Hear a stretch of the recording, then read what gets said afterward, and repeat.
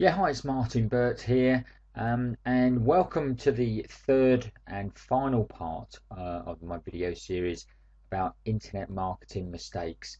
And today we're going to talk about affiliate marketing mistakes, and we're also going to cram in about list building mistakes as well. So, without further ado, let's head over and let's crack on and go through the affiliate marketing mistakes. Okay, so this is the first one that I see happening with not only affiliate marketing but internet marketing in general, is that people are trying to build a business online. And one thing they do not do is they do not start to build their own list. Basically, what you don't want to do, you don't want to be in the laps of Google and that sort of thing. You want to build your own list so you're in control of your own business. Once you have your own list, you can obviously converse with that list, you can give them some fantastic content, but not only that, you can actually promote other products that they may be interested in. For argument's sake, if you had your website and you had a fantastic website and it was at the top of Google and your website was generating maybe $50, $100 a day just by selling some products, maybe in the fitness industry or weight loss industry or whatever.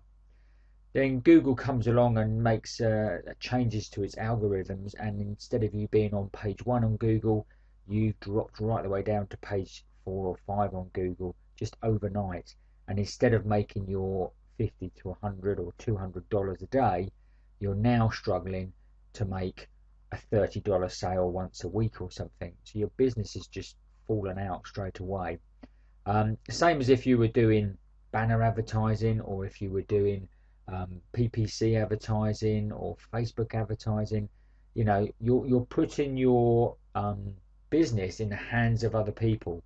So by all means, yes, you can do this stuff, but by building a list of um, people that are interested in your particular products, then you are in control, because no matter what happens to all these other, whatever happens to all these other platforms and ways of actually promoting and getting sales, you will still have your list.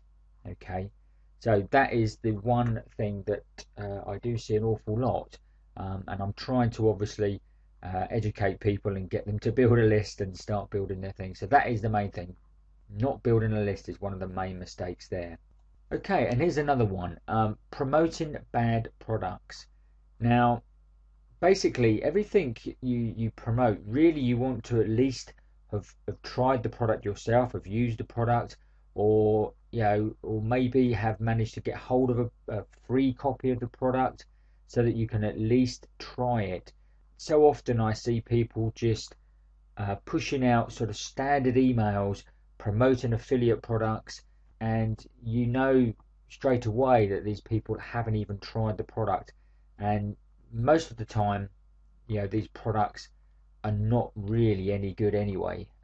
So I'm I definitely only promote out products that I've used or have had a review on and those sort of things. I try and review products as much as possible when promoting them out, so I can give some good feedback, and then people can make up their own mind whether they go and actually promote the product. So again, promoting bad products.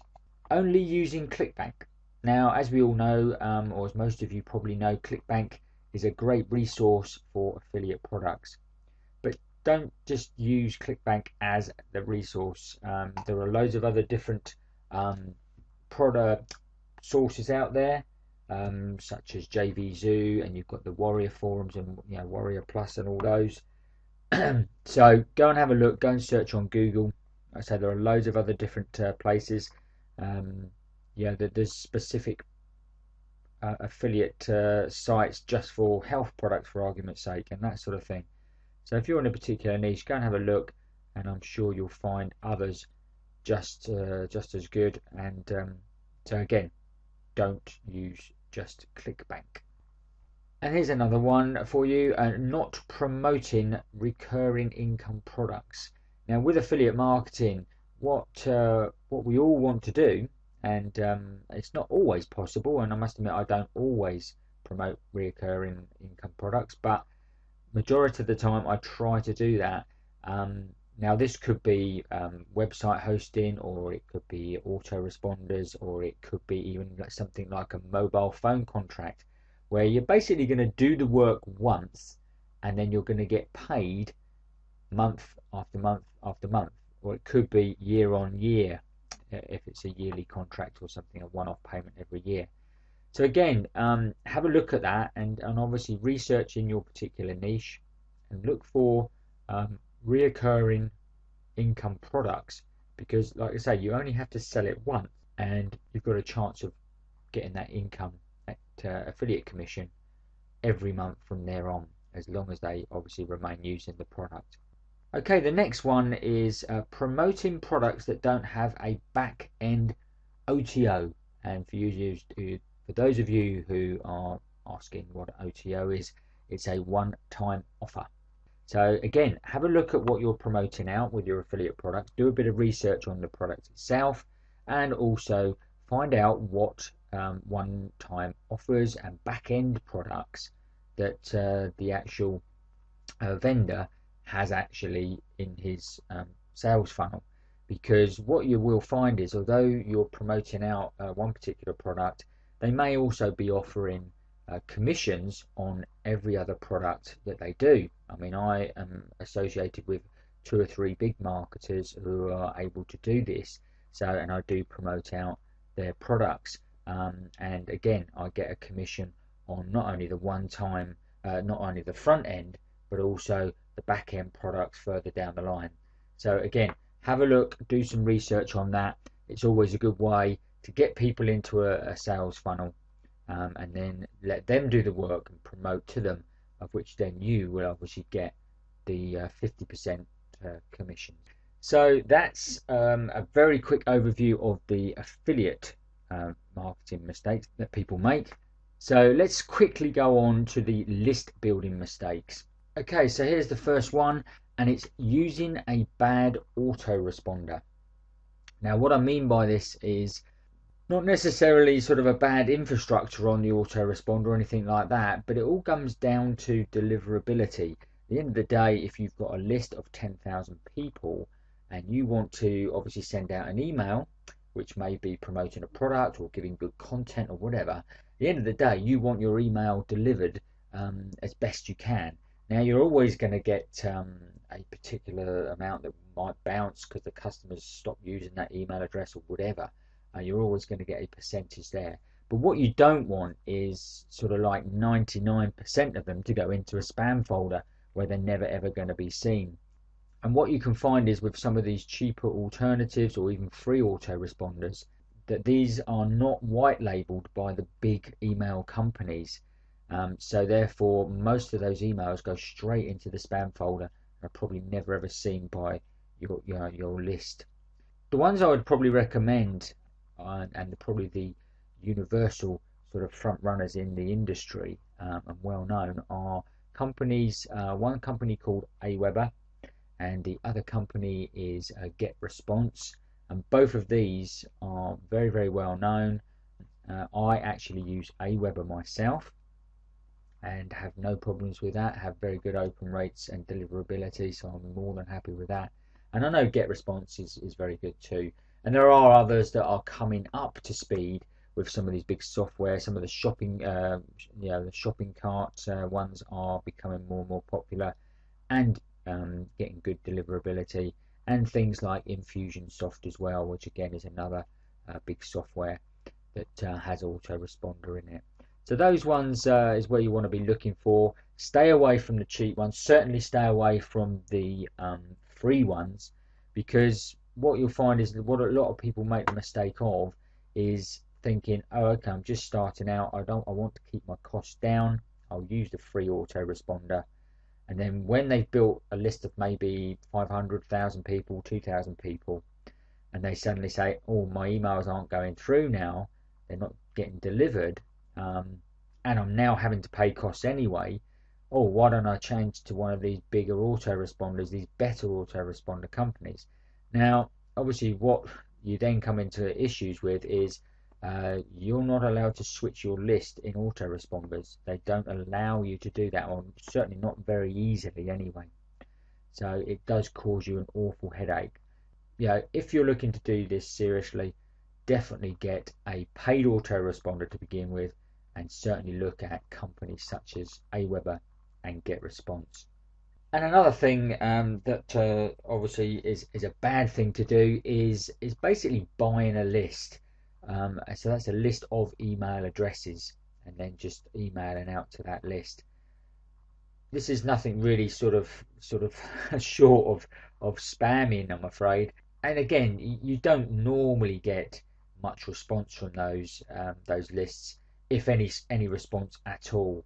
I mean, and don't get me wrong, yeah, in my early days, yeah, I've probably got hold of lists that people have even given me lists and that, and I've gone, oh right, okay, well we'll email out to this list, and I can tell you from experience that your open rate and certainly your response rate is absolutely zero or less than 1% even. So don't go and buy lists. And the other thing is, obviously, once you've got your list, yeah, it's great giving loads and loads of content, emailing them regularly. But what a lot of people don't do, they don't actually sell to their list. So in other words, they've got this email list. They either don't send out emails at all, or they're sending out emails which are good content emails, which is fantastic, but they're not actually selling anything to the list. So they're not actually utilizing the list and monetizing it, and actually offering them products that they probably would buy, because these people are interested in your particular niche. So they're interested in the products that are out there, or the services that they could use to enhance their business. So this is what you need to be doing. You need to be selling to your list.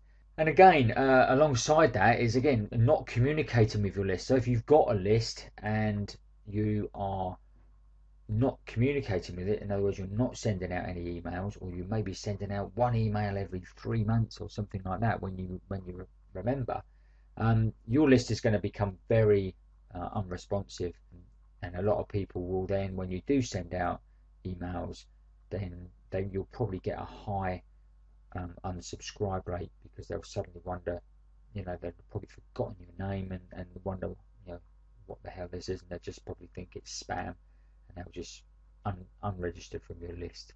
So again, not communicating with your list. And also another one is not only over communicating, but certainly overselling. Now, and the other one is selling every day. So not only sending out emails every day, of which some would be content or whatever, but some people literally just try and sell every single day, and they're literally going into ClickBank or going into JVZoo or somewhere. They're getting the offer of the day, and bang, out it comes. This is the offer. This is today's offer. Buy this product. Buy this product. You go back to the previous slides and that, when we were saying these people have never probably tried these products. They're probably just basically rubbish. Again, they get very little response. Every now and again they might get a sale, but long term, just don't do it. And this is one that again you need to have in place, and not a lot of people do, is when people actually go and make a purchase, so they've actually bought an affiliate product or something like that. Now, this could be one of your own products, or it could be a product from JVZoo or the Warrior Forum or something. You basically need to have an auto opt-in. So in other words, they automatically opt in to your list, or they are automatically opted in to your list.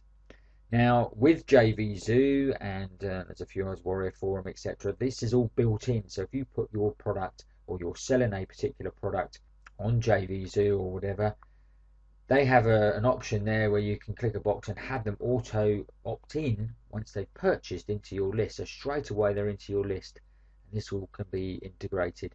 But again, not having that in place is a great mistake, because then what you're doing is you're actually gathering a list then solely of people that have purchased. So that list is really, really a hot list that you can then market again to quite soon after them buying, because they're in that buying mood. So they might well actually sort of take another product, or take an upsell or something like that. It's certainly something that you need to put in place. And again, with your own products, you need to do exactly the same. And you can set that in your autoresponder. You can do settings like that so that if they come out of one list, they go in another list. So, you know, they can go from a non-buyers list to a buyers list, which is what we're talking. Yeah, and the last one on this, and the final tip of this series, is not selling on your thank you page. So if, for argument's sake, you were selling your own product, or you might even be selling somebody else's product, giving away someone else's product, sorry, should I say. They opt into your list or opt in to get your free gift, and it takes them to a thank you page.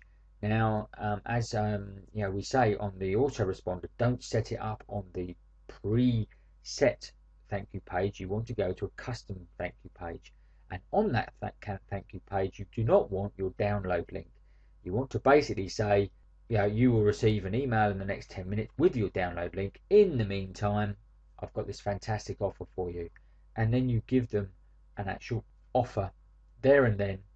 Purely and simply, and the way this works so well is, again, you will get a percentage of people that will never ever open, not even go and grab your free offer.